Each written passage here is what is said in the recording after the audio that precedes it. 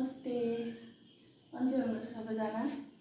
यस्तो कोरोनाको महामारीमा म हजुरहरूलाई आज काँडा बनाएर देखाउँछु है त। के चाहिन्छ? ओके। यो पुदिना मिन्ट भन्छ जसलाई। मिन्ट। यो दालचिनी अदुवा मसँग धेरै थिएन त्यही भएर थोरै अदुवा धेरै थिएन त्यही थोरै अदुवा त्यस्तो। यो चाहिँ पारिजातको पात। पारिजात यो चाहिँ बेसार, काँचो बेसार हो, भर्खर आलै छ।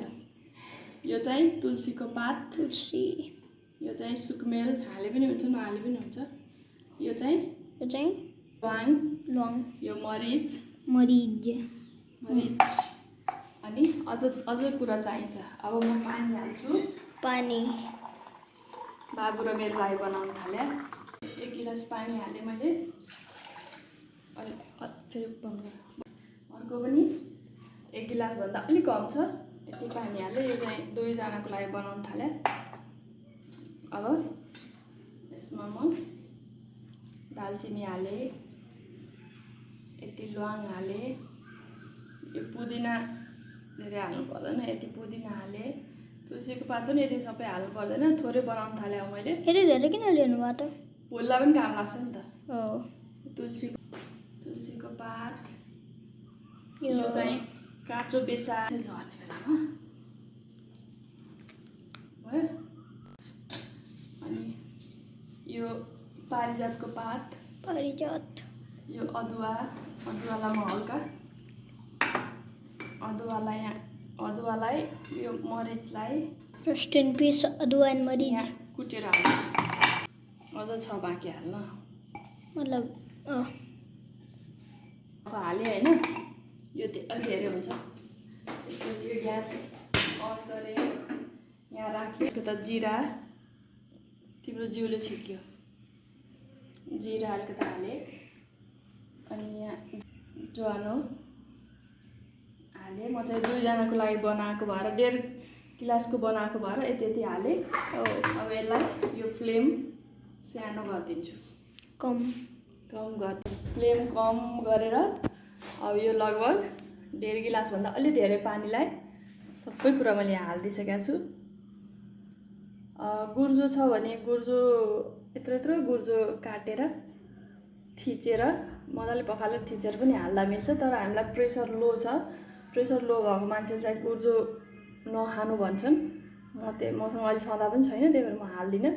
अब यसलाई लो फ्लेममा ठ्याक्क यो मैले 1 गिलास लगभग 1.5 गिलासभन्दा अलि धेरै र 2 गिलासभन्दा अलिक कम थियो।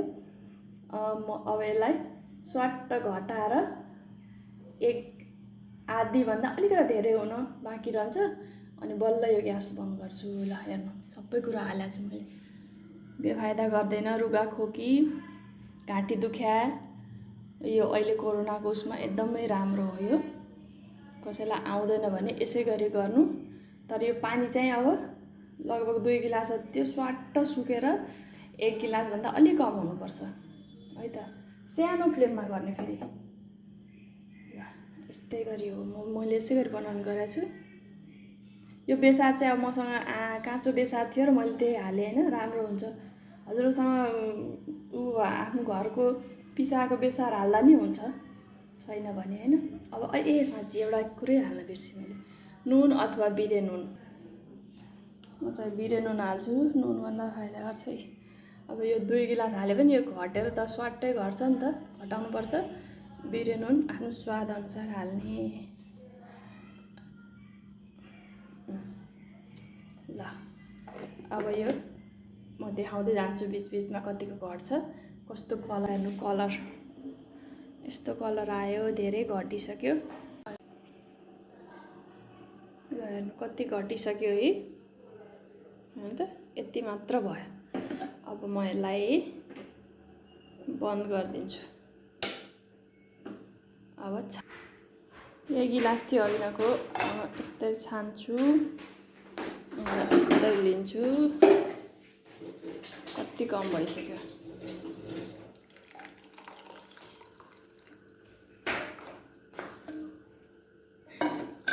ल हेर्नु त कति भयो। डेलले ल एक गिलास लगभग 2 गिलासमा अलिकति यति कम थियो, यति बनाएँ मैले। अब यो बाबु र म अलिअलि खान्छौँ अर्को गिलासमा हालेर। अनि फेरि यसलाई रियुज पनि गर्न सकिन्छ।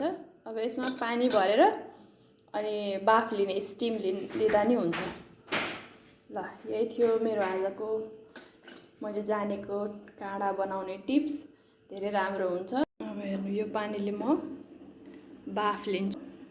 पानी हालेँ, अब यसको बाफ लिन्छु म।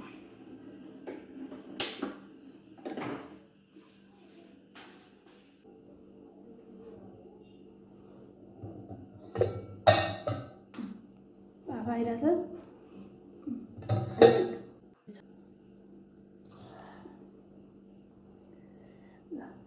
यसै गरी नै यो पानीले 2 in 1 काम गर्छ। हेरिहाल्नुभयो।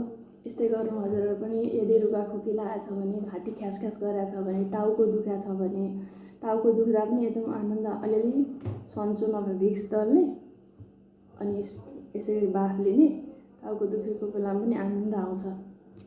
By by.